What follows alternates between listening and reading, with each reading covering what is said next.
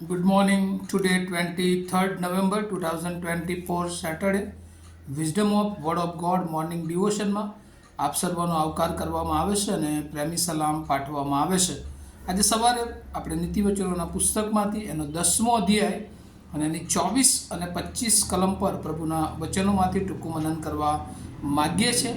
પ્રોવર્બ્સ chapter 10 versus 24 and 25. અને પ્રભુનું વચન આપણને આ પ્રમાણે કહે છે: દુષ્ટનું ભય તેના પોતાના ઉપર આવી પડશે, પણ નેક માણસની ઈચ્છા તૃપ્ત કરવામાં આવશે.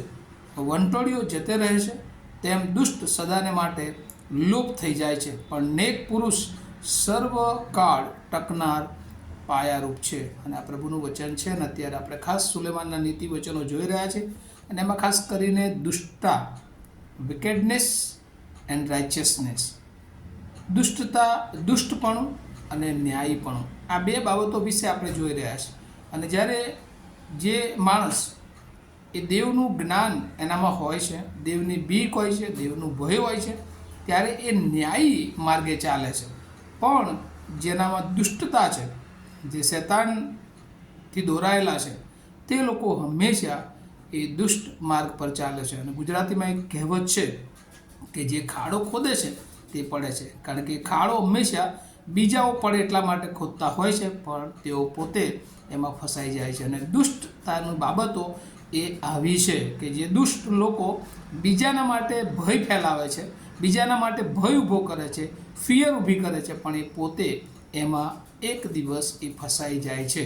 અને એટલા માટે ત્યાં 24મી કલમમાં લખવામાં આવ્યું છે: દુષ્ટનું ભય તેના પોતાના પર આવી પડશે. ફિયર ઓફ ધ લોર્ડ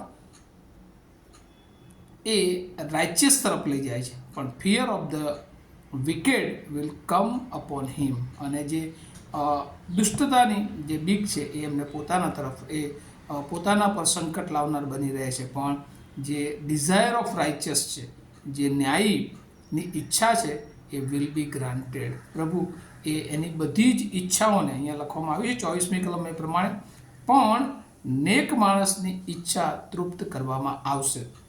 જો કે નેકીનો માર્ગ, પ્રમાણિકતાનો માર્ગ, ન્યાયીપણાનો માર્ગ એ બહુ અઘરો માર્ગ છે, બહુ મુશ્કેલી ભર્યો છે, દુઃખ ભર્યો છે. આપણે અયુબનું જીવન જોઈએ છે કે એ કેટલી બધી મુશ્કેલી પરિસ્થિતિમાંથી પણ આખરે પ્રભુ એને ન્યાયી ઠરાવે છે. અને એટલે ખાસ જે રાઇચિયસ માટે જે હિબ્રુમાં શબ્દ વાપરવામાં આવે છે એને તો સેદેક, અને એનો અર્થ એ થાય છે ટુ બી જસ્ટિફાઈડ. એક દિવસ એ રસ્તા પર ચાલતા ચાલતા એને ન્યાયી ઠરાવવામાં આવશે. કેમ? કારણ કે સફરિંગમાંથી પસાર થાય છે, પણ એની પાસે વિશ્વાસ છે, ફેથ છે, એની પાસે કોન્ફિડન્સ છે, એની પાસે હોપ છે.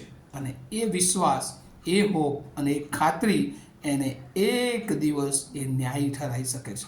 અને એ ન્યાય ઠરાવવું 26મી કલમમાં તો એવું કહે છે કે એ જે ન્યાયી ઠરાવવાની વાત છે, અને એ કેવી છે? પણ નેક પુરુષ સર્વકાળ ટકનારા પાયારૂપ બને છે.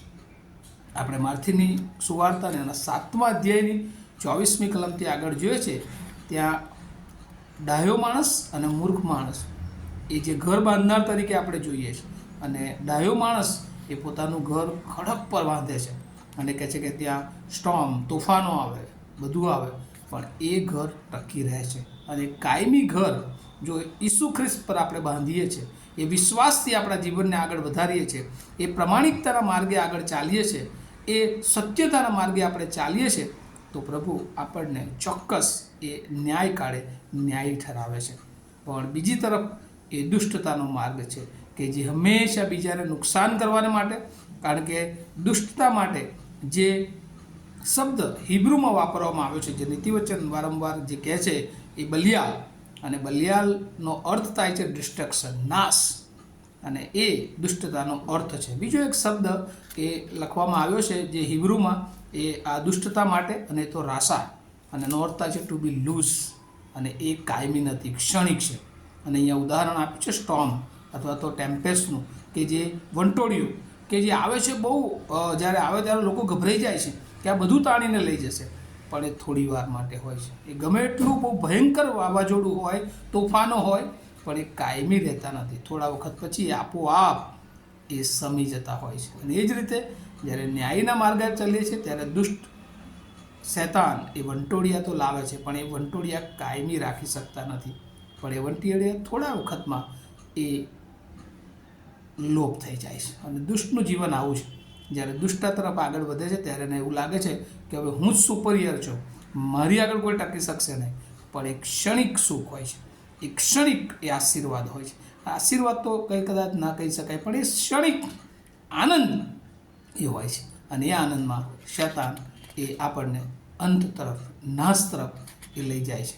જ્યારે ન્યાયનો માર્ગ એ હંમેશા એ આપણને એ આનંદ, એ આશીર્વાદ અને પ્રભુની નજદીકતામાં લઈ જાય છે. જ્યારે દુષ્ટતાનો માર્ગ એ લેઝીપણામાં આગળ લઈ જાય છે, એ વેસ્ટ ટાઈમ કરનાર બાબત છે, એ લોકોને મારી નાખનાર બાબત હોય છે, એ લોકોના તરફ, એ વ્યભિચાર તરફ આગળ દોરનાર માર્ગ હોય છે. અને એ માર્ગ હંમેશા એ આપણને નાશ તરફ લઈ જાય છે.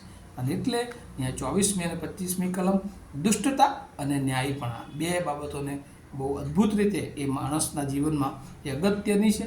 અને એ બાબતો સમજવાને માટે પ્રભુ એની કૃપા આપણ સર્વને આપે. અને દુષ્ટ એ હંમેશા પોતાનો પર જ એ દુષ્ટતા લાવીને એ આવી પડશે.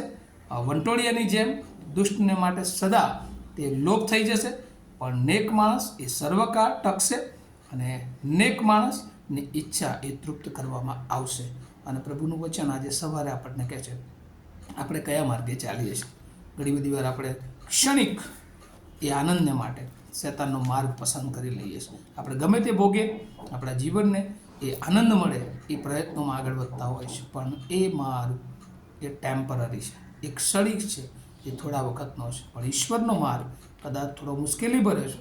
આપણે સાદરાક, મિશાક, અબેદનગોને જોઈએ છીએ, આપણે દાનિયેલના જીવનને જોઈએ છીએ, આપણે નવા કરારમાં પાઉલના જીવનને જોઈએ છીએ, દુઃખો, મુશ્કેલીઓવાળો માર્ગ. પણ પ્રભુ આખરે એ જીવનોને ન્યાયી ઠરાવે છે. અને આજે સવારે આપણને પણ પ્રભુએ ઉત્તેજન આપે છે. શું આપણે ઈશ્વરના માર્ગમાં ચાલવાને માટે તૈયાર છીએ? કારણ કે દુષ્ટતાનો માર્ગ એ થોડો સમયનો આનંદ છે, પણ કાયમી આનંદ, કાયમી શાંતિ, કાયમી અનંતકાળિક રીતે પ્રભુની સાથે એના મહિમામાં પ્રવેશવાનો માર્ગ છે. અને એ માર્ગ તરફ આગળ વધવાના માટે આપણે આજે સવારે નિર્ણય કરીએ. અને આપણે જો એ માર્ગ પર ચાલીએ છીએ તો બધા દ્રઢતાથી પ્રભુ ઈશ્વરૂપી ખડકને આપણે પકડી લઈએ. અને એ જ જ્ઞાની સુલેમાન પણ કહે છે. આટલા બધા અનુભવો પછી એ જાણી ગયા છે કે દુષ્ટ એ હંમેશા દુષ્ટતા તરફ લઈ જાય છે અને દેવ એ હંમેશા આનંદ, આશીર્વાદ અને અનંત જીવન તરફ લઈ જાય છે. આવો આપણે આ વાતો સમજવાને માટે પ્રભુની સહાય માગીએ, પ્રાર્થના કરીએ. અમારા જીવંત અને દયાળુ ઈશ્વર, અમે બહુ આભાર માનીએ છીએ. દુષ્ટતાનો માર્ગ અને ન્યાયીનો માર્ગ એ બંને વચ્ચેની પ્રભુ જે ભેદરેખા છે તમે અમને સમજાવી છે.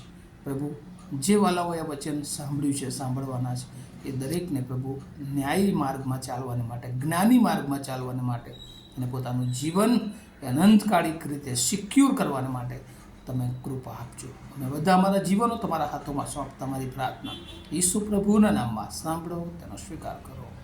Amen. Have a nice day to all of you. Thank you.